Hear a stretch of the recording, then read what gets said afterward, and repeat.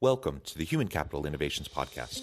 We're your source for personal, professional, and organizational growth and development, where we share original research, explore industry trends, and interview executives and thought leaders from across the globe.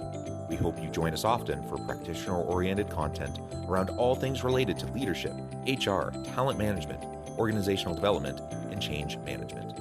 Maximize your personal and organizational potential with Human Capital Innovations Podcast. Do you enjoy the Human Capital Innovations Podcast? Please subscribe, leave a review, comment, share, and consider supporting the podcast on Patreon, even at the producer and sponsorship levels.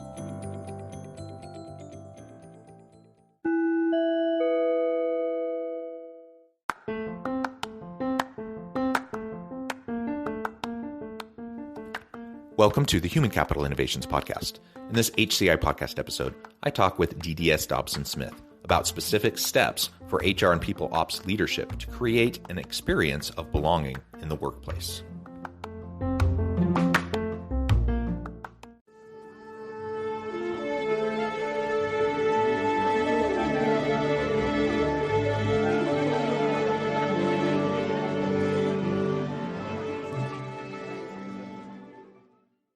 DDS Dobson Smith, welcome to the Human Capital Innovations Podcast. Well, thanks for having me, John. It is a pleasure to be with you. You're joining us from Connecticut. I'm south of Salt Lake City in Utah. Today, we're going to be talking about specific steps for HR and people ops leadership to create an experience and culture of belonging within organizations. And I think this is always an important topic. This is one I feel passionate about. I'm super excited to pick your brain and get some of your insights. And I appreciate you taking time to share with me and my listeners today. As we get started, I wanted to share DDS's bio with everyone. DDS Dobson Smith is the founder and CEO of the executive coaching consultancy Soul Trained and consults for big brands like Target, Spotify, and Udemy. As licensed psychotherapist and author of the #1 best-selling You Can Be Yourself Here, Your Pocket Guide to Creating Inclusive Workplaces by Using the Psychology of Belonging, he is a leader in the space and in thought leadership. And it's, again, pleasure to have you. Anything else you would like to share with me and my listeners by way of your background or personal context before we really dive on into the conversation? No, let's dive on in, John, and see where we go. Perfect. Well, why don't we start? I always like to ask how you found yourself in this space. You have a unique path, a unique journey. Everyone, very few people take a perfectly linear path. How did you find yourself in this space, doing this work in belonging and inclusion and just creating dynamic environments within organizations? Yeah, you're right. It definitely isn't linear. I mean, I started out my career very, very early doors as being in academia and being a professor in further education in the UK. And I was at the time, I was the youngest college professor in the UK. And I remember a moment when I was handing back an assignment to a student who was born in the same day in the same year as my mum. The class that I was teaching was on public house operations because my undergrad is in hospitality management. And I'm handing this guy back this assignment, and he's the same age as my parents. He's had a pub longer than I had been alive at the time, and I'd graded his assignment a C. And I remember looking him in the eyes and me going, who the heck am I right now? And like, I just didn't, we talk about imposter syndrome. Right in that moment, I was like, this does not feel good, and legitimately did not feel good. So I decided I'd go out into industry and like get some miles on the clock and eventually go back to academia. And that started me on a search to find a career or a job that was as closely related to teaching as possible. And I ended up in HR, or as it was called back in the day, personnel management. And so from there on in, spent a 25-year-long career in HR, started as a generalist, and then kind of really went into learning and development, org psych, org development, and which I had a 25-year career up to board and C-suite level. But it was in the learning and development space where I first got into coaching. and realized that as a coach, I can only help people to a certain degree, right? And coaching has a very future focused, and a lot of the time in coaching was bumping up against some issues that really required therapy. And I was like, well, maybe I'll go and learn to be a therapist. And so off I went and certified as a therapist and had a private practice in the UK. Moved to the US nearly 10 years ago, only for a 2-year assignment.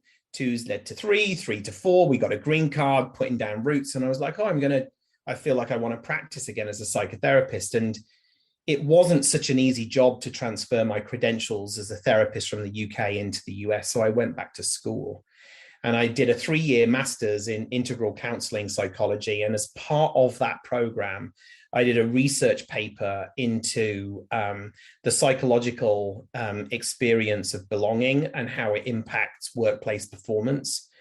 And I had an interest in that because my career had been in HR really about creating workplaces where people could be themselves and climates where people could be themselves. Because my theory is when you can be yourself at work, the psychological energy that would otherwise be taken up trying to cover, code switch, be a different version of yourself is unleashed and is available for, innovation, creativity, relationships, work.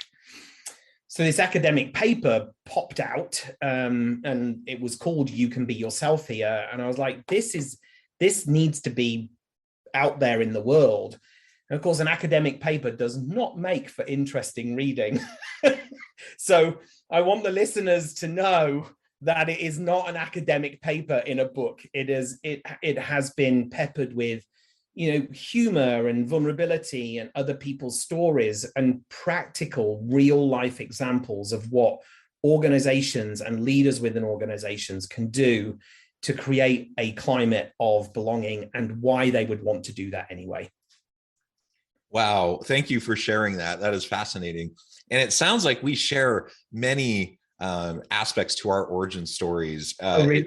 Long-time listeners of the podcast will know, and I don't want to repeat myself, and this isn't about me, but I have a PhD in sociology. So I'm a professor. I do consulting work as well as things like this on the side. And several years ago, I've published a ton in academic journals. Yeah. But like you said, that only reaches so many people. It does. And so I made the conscious choice. I've always done. I ended up in the HR training and development, leadership development space. It sounds like for the same reasons you did, and so I've always been involved in the practitioner space that way. But all of my writing was academic, and I made the conscious decision a few years ago to move towards the scholar practitioner kind of orientation and make things, not necessarily try to become a thought leader, but just try to share things in a way that is going to be usable by the average person and digestible and accessible. Right. And so that's where this podcast came from. That's where a lot of my recent books and articles have come from. And it's been a fun journey. I still do the academic stuff. I still teach, I still do academic research, but I find this to be really enjoyable, and it informs my teaching in the university space. Right. And my research, of course, influences, what I do in the practitioner space. So it's a win-win all the way around. Yeah, you and I share a lot in common. I'm just about to start my PhD in human sexuality, and I did go back into academia, and I'm adjunct faculty at a college on the West Coast, teaching grad students to become therapists.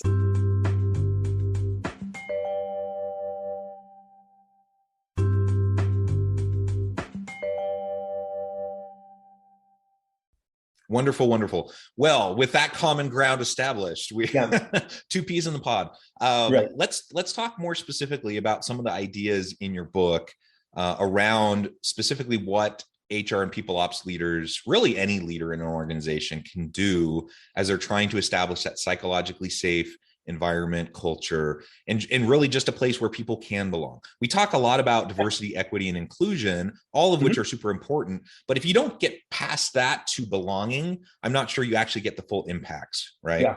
Yeah. Well, I mean, the first thing I want to say, and I know you qualified any leaders, I really want to say that diversity, inclusion, and belonging and equity is not the job of HR and people ops. And I think the organizations that fail in this area are the organizations that believe it is somebody else's job to do this stuff. HR and people ops, from my perspective, are specialists, are enablers, are thought leaders. But if this topic doesn't become on the agenda of everybody that takes a seat of power in an organization, then the organization is pissing in the wind, quite frankly. And so the book does lay out a ton of things that are in the HR world around how to create diversity in an organization. And I talk about diversity being a fact. You either do or do not have diversity and representation in an organization. And then I talk about inclusion as being a behavior. And organizational behavior in terms of the policies, platforms, and protocols that an organization uses to go about its business, but also the behavior of its people. And I've long time said that the behavior, that a climate of an organization is going to be shaped by the worst behavior you're willing to tolerate in a leader. And so therefore, this behavior of inclusion, once you've got diversity and you've recruited diversity and you've nurtured diversity and all of that sort of stuff, if the organization and its leaders don't behave in inclusive ways, you're not going to reach that space of belonging, which I talk about in the book as being an experience. You experience belonging when there is the presence of psychological safety, which is the experience that you have when it's not expensive to be yourself. So the book is peppered with practical tools and resources, but when it comes down to it, the difference that will make the difference, the thing that will break the bank, is the behavior of the leaders in an organization. And if we have people sitting in seats of power that are doing DEI because they know they're supposed to, versus doing DEI and being DEI because of the benefits that it brings not only to the organization but to society in general. It's the organizations that understand the deep economics of this and that will succeed in this space. Yeah, you can't just give lip service to it. It's not just something for a PR campaign or for a slogan or for a nice poster on the wall. Right. Having a mission and value statements, those are good, but you got to get beyond that. And in this day and age, most organizations recognize that their consumers expect them to, be socially aware and at least surface level inclusive, but is it actually embedded into the organization? Are those values actually integrated throughout the policies, practices, procedures? Right. Does it actually come out in the lived leadership style and experience of leaders throughout the organization, right? On a regular basis, on a daily basis. And if you're just giving lip service to it, but then you're making decisions behind closed doors and those in the C-suite that undermine that value, then clearly people are going to recognize it for what it is. And it's just a facade. And so we have to walk the walk, we have to model it. And only then can we start to really permeate this general attitude, this mindset and culture towards belonging. And you've already mentioned, the economic benefits, the bottom line ROI of diversity, equity, inclusion, and belonging. And that is clearly demonstrated in so much research. I've done some of that research myself. It's clearly demonstrated. And so while the people case, I would hope that the human element, the people case, would be enough. The reality is there's a very clear business case and economic case, ROI, for these behaviors, for these actions. And so it's really, quite frankly, stupid for organizations and leaders who resist it. And so then the question becomes, well, why do so many resist it? Because that's been my experience, is the vast majority of organizations that are doing DEI and belonging work, it's still pretty darn surface level. And even if their intentions are good, even if they have aspirational goals in the space, they're not anywhere close to actually creating an environment of belonging. Yeah. Yeah. I mean, I was reading, why, so the business case is clear. And we see that because you just look around and see all of these brands who are, I was reading an article today about woke washing. And here are these brands, last year they'll slap a black square on their Instagram feed and talk about Black Lives Matter. But as soon as you peer inside and look under the hood, there is no Black person in a seat of power. There is no ARGs supporting the Black, Brown, Indigenous or Asian communities. We're June 2nd, we're 2 days into Pride Month. And just look at all of the brands out there that have slapped a rainbow on their logo. And I wonder how many how many brands actually have policies and practices that actively support the queer community, whether that's trans people being supported on their medical and social transition in work, or inclusive parental policies, or whatever it is, right? Like this movement has become capitalized because brands know that they are going to make money from it. And yet, when you look under the hood and brands don't do the hard miles, right? And why don't they do it? Well, I think because most people are scared of being wrong. And in order to do well in this space of belonging and diversity, equity, and inclusion, we have to be prepared to be wrong. We have to be prepared to have conversations and tread on people's toes and make mistakes and fall over and cause offense and learn from that. But because we're so scared of being shamed or blamed, or because we're so scared of, being, not being quote unquote politically correct, whatever that means, we decide instead to not have the conversations, which just serves to keep us where we are. It keeps us stuck in our current place, which is a society that promotes and favors anyone that is white, straight, cisgender, male, or non-disabled.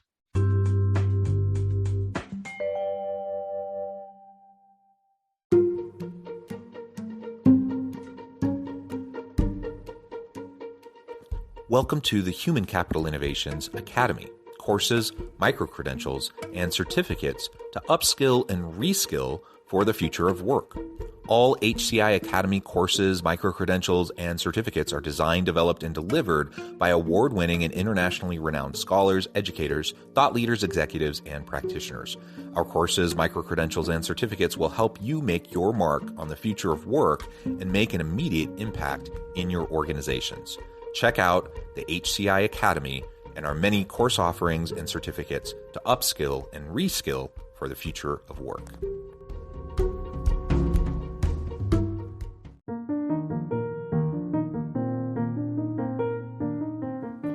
Check out our new weekly LinkedIn newsletter, Alchemizing Human Capital, exploring industry trends via original research and interviews with executives and thought leaders from across the globe.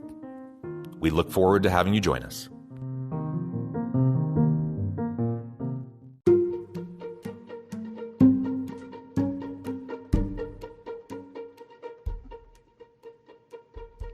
Check out Human Capital Innovations magazine, Human Capital Leadership.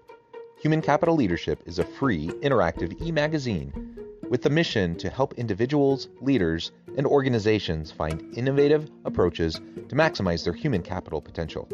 We publish issues quarterly in August, November, February, and May. Take a look at the latest issue and let us know what you think.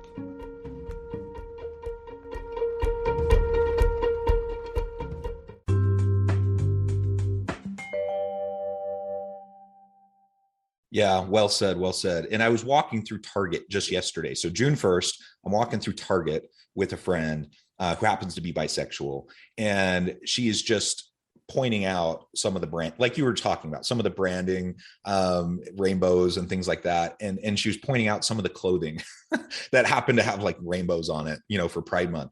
And she's like, on the one hand, I'm happy that this is happening. I'm happy that it's more visual for people. On the other hand, who would wear that? Like she was making the comment, like, did they actually talk to anybody who's from that community to try to get input as to, what would make sense for Target to put their best foot forward. Now, I actually don't know anything about Target and their policies and practices around LGBTQ+ inclusivity. Maybe they're great, but in this instance, her comment was, so many organizations just simply don't actually ask the people within their organizations that could actually inform them and help them better understand what a culture and environment of belonging or inclusivity would be.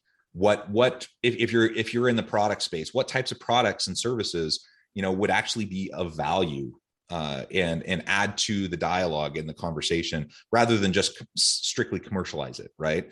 And that was kind of her critique of Target, and I think it was a very valid one. It's been evident in other places that I've seen, and it's something you just highlighted in what you said. So again, having aspirational values that we're striving for is great, and we may not be there yet, and nobody expects you to be perfect, but you got to engage in the space, and then you have to actually listen to the people who are from those populations.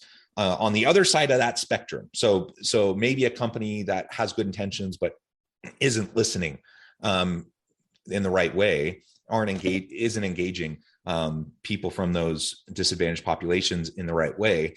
To the other extreme, where you see an organization that has really good intentions, and they really want to hear those voices. They want to put people from those populations from within their employee group in those seats of power, right? And I saw this recently with an organization I was working with. They've had a really hard time in the gender space with just misogyny, sexism, and really imbalanced hiring practices. So, just hugely imbalanced, 80% men instead, no gender balance. And so they made the decision that every single hiring committee for a new position had to be chaired by a female. And on the one hand, I think that sounds great because they've been perpetuating this problem for so long, and you got to do something to disrupt it. On the other hand, again, only 20% of the only 20% in the organization are female, and now they have to chair every single search committee. Like, now we're just burdening and piling on to this population that's just going to have to do more and more work. and so that's not the answer either, right? And so we have to engage in the space. We have to have the dialogue. We have to create and maintain policies, practices, and procedures that promote equity and can create that safe environment. But man, we got to both listen and not overly burden people from those populations. Thoughts on how to navigate that?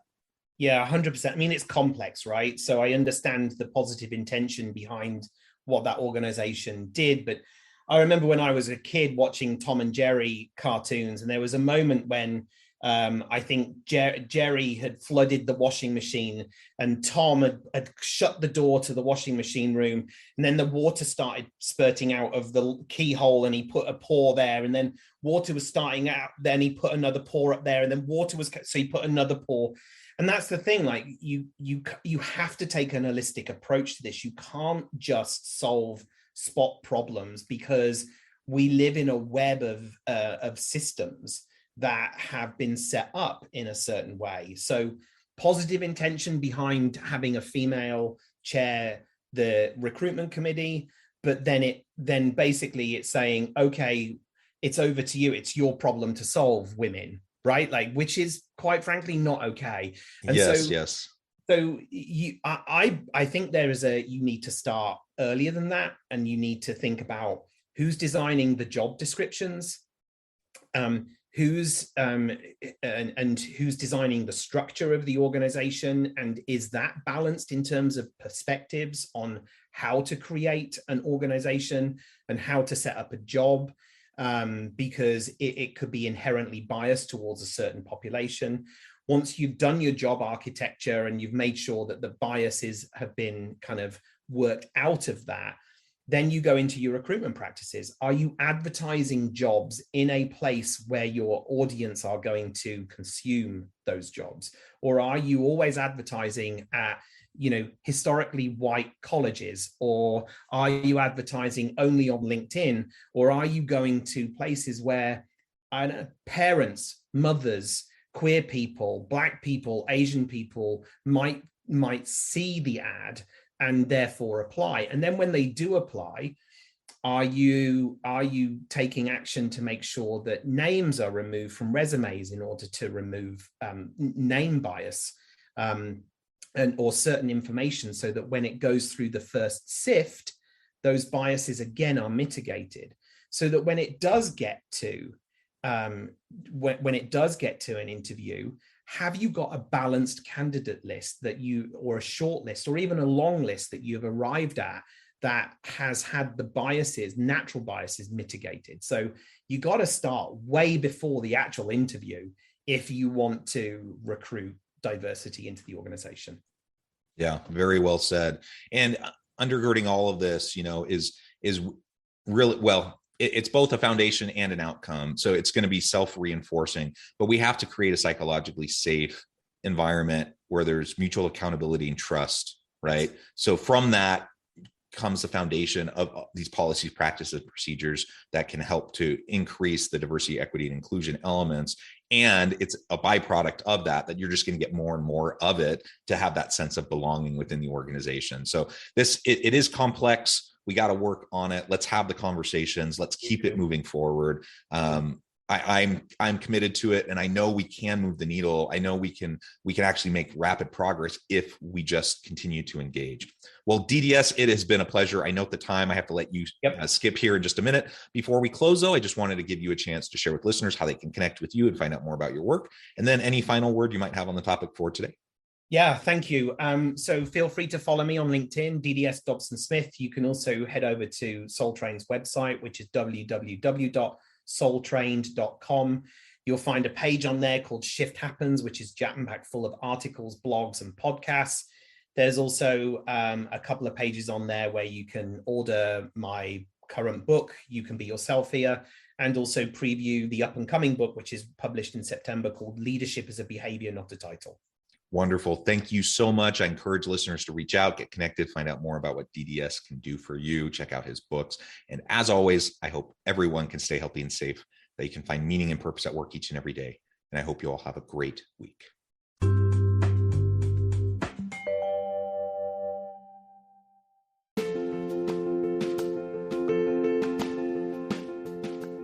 Check out my new book, The Future Leader, Creating and Transforming Next-Gen Organizations. Stemming from 2 decades of professional experience and over 600 in-depth interviews with executives, thought leaders, and scholars from across the globe, The Future Leader will help you explore the ordinary, everyday actions that will help you to prepare to lead in the future of work, to respond to an uncertain future, and to produce extraordinary results for individuals, teams, and organizations.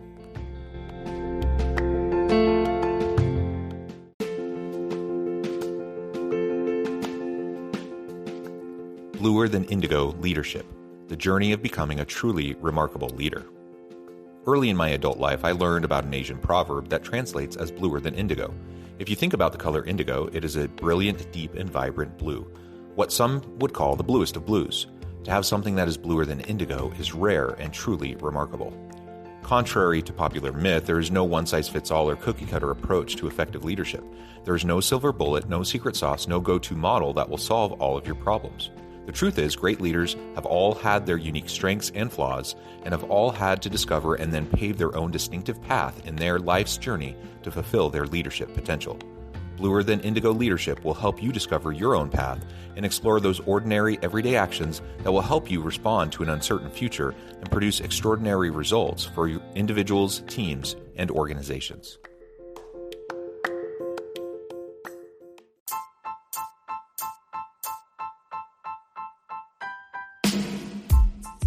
The Alchemy of Truly Remarkable Leadership. Ordinary, everyday actions that produce extraordinary results.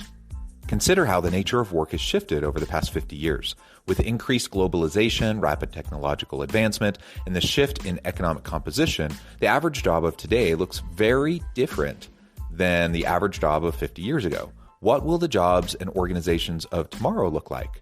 Moreover, what does this all mean for organizational leaders?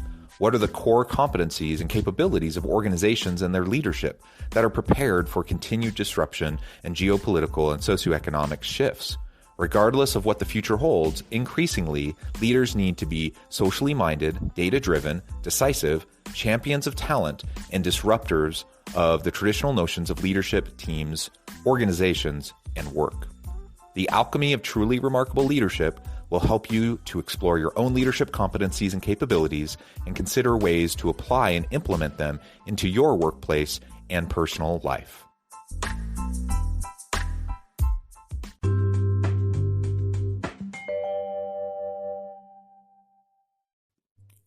Thanks again for joining us for this episode of the Human Capital Innovations Podcast.